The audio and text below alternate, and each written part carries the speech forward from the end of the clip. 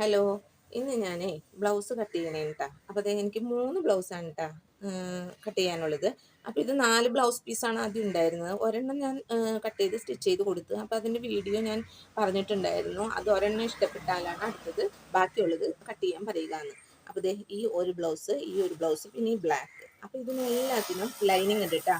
അപ്പോൾ ഇതെല്ലാം ഞാൻ അയൺ ചെയ്ത് നീളത്തിൽ മടക്കി നല്ല സെറ്റാക്കി വെച്ചിട്ടുണ്ട് കേട്ടാ. ഈ അപ്പോൾ ഞാൻ അന്ന് അവരുടെ അളവ് ബ്ലൗസിൽ നിന്നും അളവെടുത്തപ്പോൾ അതിൽ ഞാൻ ഒരു പേപ്പർ കട്ടിങ്ങും മാറ്റി വെച്ചു. അവരിനെ ഇഷ്ടപ്പെട്ടാലും നമുക്ക് സ്റ്റിച്ച് ചെയ്ത് കൊടുക്കണമല്ലോ. അപ്പോൾ അതിന് എളുപ്പത്തിന് വേണ്ടിയിട്ട് ഇതുപോലത്തെ പേപ്പർ കട്ടിങ് ഞാൻ എടുത്തു വെച്ചു. അപ്പോൾ അത് നമുക്ക് വളരെ ഉപകാരമാണ് ഇങ്ങനെ ചെയ്യാം. അപ്പോൾ ദാ ഞാൻ ഇതുപോലെ ചെയ്യും. ഇങ്ങനെ വെച്ച് കൊടുക്കും. പിന്നെ ഈ ബാൻഡ് പീസ് ഇവിടെ വെച്ച് കൊടുക്കും. സ്ലീവ് ഇവിടുന്ന് എനിക്ക് കിട്ടും. അപ്പോൾ ദാ ഇതാണ് ഇന്നത്തെ കട്ടിങ് കേട്ടോ. അപ്പോൾ ഞാനിതൊന്ന് കട്ട് ചെയ്യട്ടെ കേട്ടോ. അപ്പോൾ നമ്മൾ ആ 3 ബ്ലൗസുകളും സ്റ്റിച്ച് ചെയ്തെടുത്തിട്ടുണ്ട്. അതെ, ആ ഡിസൈനുള്ള ബ്ലൗസ് ഇതുപോലെ വലിയ കപ്പൊക്കെ വലിയതാണ്.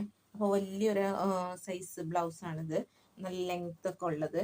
അപ്പോൾ ഞാനപ്പോൾ ഇതുപോലെ മടക്കിയൊക്കെ വെച്ചതാണേ. അടുത്തത് ബ്ലൂ കളറും സ്റ്റിച്ച് ചെയ്തു. അപ്പോൾ ലൈനിങ് ഒക്കെ ഇട്ടിട്ടുണ്ട്. അപ്പോൾ ഇത് കണ്ട ബാൻഡൊക്കെ നല്ല ഇതായിട്ട് കൊടുത്ത് നമ്മൾ സ്റ്റിച്ച് ചെയ്തെടുത്തു. അപ്പോൾ എൻ്റെ ഈ വീഡിയോ ഇഷ്ടമായാലൊന്ന് ലൈക്കും ഷെയർ സബ്സ്ക്രൈബ് ചെയ്യാൻ മറക്കരുതേ.